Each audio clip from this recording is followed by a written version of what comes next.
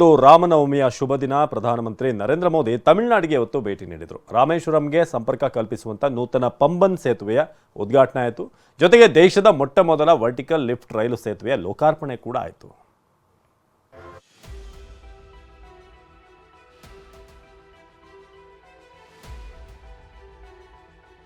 Rameswaram Pamban vertical lift ಸೇತುವೆ ಲೋಕಾರ್ಪಣೆ. 8,300 ಕೋಟಿ ರೂಪಾಯಿ ವೆಚ್ಚದ ಯೋಜನೆಗಳಿಗೆ ಶಂಕುಸ್ಥಾಪನೆ.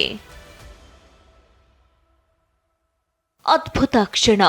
ಪ್ರಧಾನಿ ನರೇಂದ್ರ ಮೋದಿ ಸೇತುವೆ ಮೇಲೆ ನಿಂತು ರೈಲ್ವೆ ಸೇತುವೆ ಉದ್ಘಾಟಿಸಿದ ಕ್ಷಣ. ರಾಮನವಮಿಯ ದಿನವಾದ ಇಂದು ರಾಮೇಶ್ವರಂನ ವರ್ಟಿಕಲ್ ಲಿಫ್ಟ್ ಸೇತುವೆ ಉದ್ಘಾಟನೆಯಾಗಿದೆ. ರಿಮೋಟ್ ಪ್ರೆಸ್ ಮಾಡ್ತಾ ಇದ್ದಂತೆ ಸೇತುವೆಯ ಭಾಗ ಮೇಲಕ್ಕೇರಿತು. ನೌಕಾಪಡೆಯ ಹಡಗು ರೈಲ್ವೆ ಸೇತುವೆಯನ್ನ ದಾಟಿದ ಕ್ಷಣ. ಈ ಕ್ಷಣಕ್ಕೆ ಇಡೀ ದೇಶ ಇವತ್ತು ಸಾಕ್ಷಿಯಾಗಿದೆ.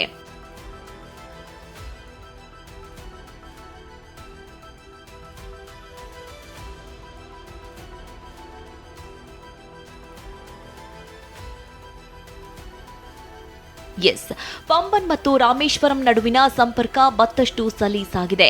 ಹಳೆ ಸೇತುವೆಯಿಂದ ಸಂಚಾರದಲ್ಲಿ ಭಾರಿ ವಿಳಂಬವಾಗ್ತಿತ್ತು.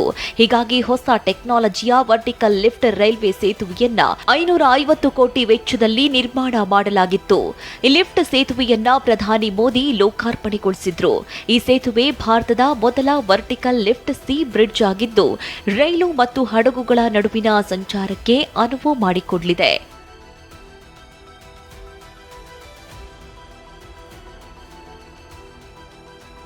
ಇದೇ ವೇಳೆ ರಾಮೇಶ್ವರಂ ತಾಂಬರಂ ನಡುವಿನ ಹೊಸ ರೈಲು ಸೇವೆಗೂ ಮೋದಿ ಚಾಲನೆ ನೀಡಿದ್ರು. ಕರಾವಳಿ ಭದ್ರತಾ ಪಡೆಯ ಹಡಗಿಗೂ ಚಾಲನೆ ನೀಡಿ ಸೇತುವೆಯ ಕಾರ್ಯಾಚರಣೆಯನ್ನ ವೀಕ್ಷಿಸಿದ್ರು. ಇದಾದ ಬಳಿಕ ರಾಮೇಶ್ವರಂನ ಪ್ರಸಿದ್ಧ ರಾಮನಾಥ ಸ್ವಾಮಿ ದೇವಸ್ಥಾನಕ್ಕೆ ಭೇಟಿ ನೀಡಿ ವಿಶೇಷ ಪೂಜೆ ಸಲ್ಲಿಸಿದ್ರು.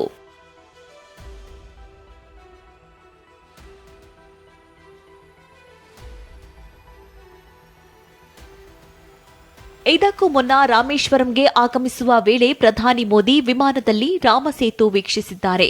ಈ ಕ್ಷಣವನ್ನ ದೈವಿಕ ಕ್ಷಣ ಅಂತ ಬಣ್ಣಿಸಿದ್ದಾರೆ.